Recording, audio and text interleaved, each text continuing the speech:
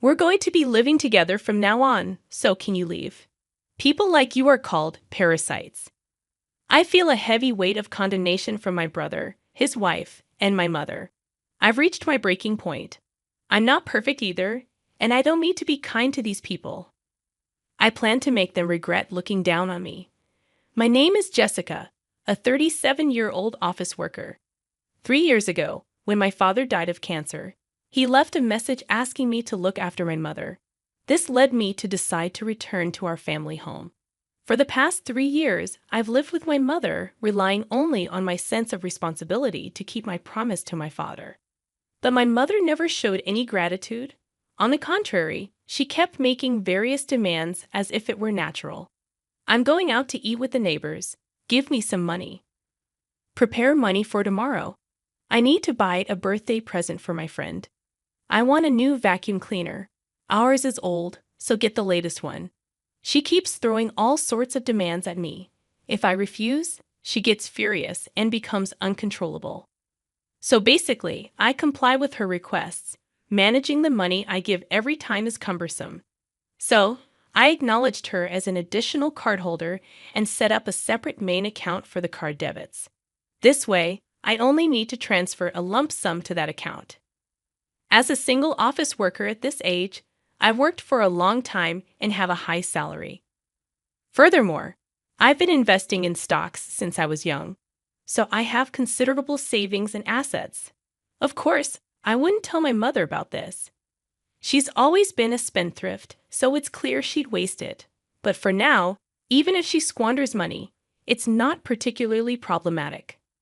Unaware of this, my mother continues her wasteful spending while I try to save as much as possible. Our monthly expenses amount to about $4,000, with the majority being my mother's spending. I fully understand that it's wasteful, but changing the situation isn't easy. I'm not strong enough to abandon my mother. Complicated feelings toward my family get in the way. I wonder if valuing family is hypocrisy or a weakness. The main reason I continue this distorted life is the promise I made to my father. I deeply respected my father. He was diligent, kind, and straightforward, the ideal adult I aspired to be. Following my father's teachings, I started investing at an early stage. Inspired by his words, the earlier, the better, I began saving money from my student days. Even after entering the workforce, I continued to save until I had accumulated enough funds to begin investing. During that time, I educated myself about money and accumulated knowledge. Thanks to this, I was able to smoothly proceed with my investments, yielding profits without any major setbacks. I also emulated my father in how I approached my job. Whenever I faced challenges, I always consulted him. In my early working years, I often went out for drinks with my father after work. My mother was at home, and whenever my father and I discussed work, she would sometimes join the conversation or get upset depending on the topic. So, I cherished those moments outside where I could have undisturbed conversations with him. Guided by my father's advice, I achieved success in my job and gained confidence. I grew to love my work even more. As a result, I became deeply committed to my career. Although I remained single, I have no regrets about being so work-oriented. Life continued much the same way. My mother's spendthrift ways were a concern, but by letting her be and focusing solely on my work, I could lead my life. My mother imposed household chores on me, even though I was working. As a result, I strived to balance both work and household duties. Consequently, I juggled both work and domestic responsibilities. As time passed, I became adept at household chores and even improved my cooking skills. I tried to see this in a positive light, believing these skills would come in handy if I ever got married. However, I was growing weary of a life tied down by my mother. I knew I had to eventually break free from this lifestyle. In the midst of all this, the presence of my elder brother and his wife added to my troubles. Recently, my elder brother David, who's 2 years older than me, and his wife Lily, who's the same age as me, began visiting our family home frequently. There wasn't a problem with them visiting, but historically, David and I never got along well. Our personalities clashed. I was more conservative and careful, resembling my father, while David, like our mother, was the complete opposite. From childhood, he would spend his allowance as soon as he got it, lacking any foresight or planning. He lived for the moment. One of David's clever tactics was winning our mother over. He was very skilled at being sweet and charming. Whenever he ran out of money, he would sweet-talk her into giving him more. "Mom, thank you for always working hard and doing household chores for us. I'll help out with chores next time." With such flattering words, he would easily manipulate her, and she would invariably buy him whatever he wanted. Furthermore, David was skilled in sports and was an active member of club activities, especially in soccer. He was good enough to be chosen as a select member, and his impressive performance was praised by people in the neighborhood. To Mother, David was a son to be proud of. Being with him made her feel as though she too was being praised. Receiving compliments from David became a regular occurrence, and Mother often spoiled him. On the other hand, I was good at studies but did not excel in anything else. Therefore, from Mother's perspective, there might not have been much to praise about me. I looked average, and most people in the neighborhood seemed to know me as David's sister. Due to such circumstances, Mother appeared very fond of David, showing little interest in me. The fact that I had a close relationship with our father might not have sat well with her either. Furthermore, David and I didn't get along well, leading Mother to naturally side with him. Although our father tried to treat both of us equally, Mother's special treatment made David more arrogant and cold towards me. "Jessica, move, you're in the way." "Why?" "I was watching TV first. The anime I want to watch starts now." "Move from that spot on the sofa." "What? You've recorded that anime. You can watch it later." "I want to watch it live now." "Just move." David's selfishness was a recurring event. He wasn't satisfied unless he got his way. Even observing these unreasonable demands, Mother was always on David's side. Whenever we fought or argued, even when David was at fault, she always took his side. "What are you doing, Jessica? David's show is starting, so hurry up and let him watch." "But I was watching something." "Stop being selfish and let him watch. You go back to your room since you're just in the way." Mother yelled at me with a harsh tone and attitude. With no other option, I returned to my room while David took the sofa without any sign of remorse. Mother brought snacks and juice only for David, not for me, especially when our father was not around. Mother would favor David and ignore me, growing up in such an environment. I naturally distanced myself from David as we became adults. The first time I met David's wife, Lily, was unforgettable. "So you're David's sister, Jessica, right? You're just as plain and unfashionable as David described you. You lack any charm." I was at a loss for words. Shockingly, this was said to me during a family gathering. While she might have been scolded by her parents for such words, David and Lily seemed to enjoy it. I instantly took a dislike to Lily. Even at family gatherings during New Year's and Independence Day celebrations, Lily insulted me many times. "Jessica, we're the same age, but you're still not married. It feels like you've never even had a boyfriend, right?" David and Lily, in unison, made fun of me. "No man would ever want to date someone as plain as you. Jessica has always been a worthless woman with nothing going for her." David and his wife took advantage of my father's absence to belittle me. My mother sided with David, only laughing without defending me. Thus, every time the family gathered at our parents' home, I felt uncomfortable. Several years ago, due to David's job transfer, family gatherings became rare, and I had some peace. However, recently, David returned from another transfer. Since then, regardless of the season, he has been coming home every weekend. Their frequent visits have been a great inconvenience to me, and if anything, their sarcasm seems to have increased. "You're still as plain as ever, huh? Living at home at your age? That's unthinkable. Do you know they call women like you a parasite single?" "Single? It's embarrassing to have a parasite single as my sister-in-law." David and Lily are right. It's truly embarrassing as a parent.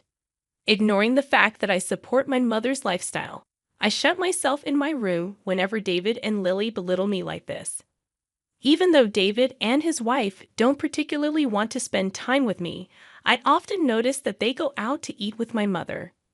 During these times, I quickly prepare and eat my dinner, then return to my room after cleaning up. This way, I can work in my room without much contact with David and his wife. However, the frequency of their visits increases day by day, and it seems my mother treats them to meals every time. I was surprised many times when I saw the credit card statements. They often went to high-end wine bars or barbecue restaurants. Moreover, most of the designer items David and his wife wore were bought by my mother. I couldn't help but question the situation where my mother lavishes them with gifts and treats, and they accept it as if it's their due. At the end of my patience, I once confronted my mother about it. "Mom, you're spoiling David and Lily too much with the dining out and all. They both work, so why don't you let them pay sometimes?" When I said this, my mother's face turned bright red with rage. "Who do you think you were lecturing me? How I spend my money on David and Lily is my business. Have you forgotten the favor of letting you live in this house?" Mother raised her voice and exclaimed. It seemed she felt as though she was doing me a favor by letting me live with her, which took me by surprise, considering she's been depending on my income and everything I've done for her. The only reason I live at my childhood home is to honor a promise I made to my father. It's not because I want to be with her. It seems Mother shared our recent spat with David and Lily, and they came to the house a few days later and said the following: "Jessica, enough is enough. The only reason you've been able to live in this house is because of Mom. How dare you go against such a kind-hearted woman? People like you are called parasites, Jessica. You should leave this house." "Excuse me? You heard us, right? We're going to be living here with Mom from now on. Could you please leave?" Parasite burden. The couple, along with Mother, lashed out at me fiercely. My patience was at its end. I'm not a saint. I can't see a reason to be kind to these people any longer. It's too late for them to regret the way they treated me. At that moment, I decided to get my revenge on David, Lily, and Mother. "I understand. If I leave, you'll be satisfied, right?" When I said this, the couple grinned maliciously. "Remember what you promised. If you're still here the next time we come, we won't hesitate to kick you out." Finally, the day has come for us to live in this house. Let's have a wonderful life together, Mom. Yes, I'm very excited. It will be wonderful living with David and Lily. It will be such a joy. As David, Lily, and Mother cheerfully chatted about such absurdities, I went back to my room and immediately started looking for a new place to live. I'm not particularly picky about the size of my living space, so I chose an affordable apartment near my workplace. It's in a building with secure entrances and is close to a supermarket, so I felt safe there. I immediately arranged for a moving company. When I informed Mother about the moving date, she apparently contacted David and Lily right away. About a week later, I completed the move. It seems Mother didn't even want to be with me anymore. She went on a vacation with the couple for several days.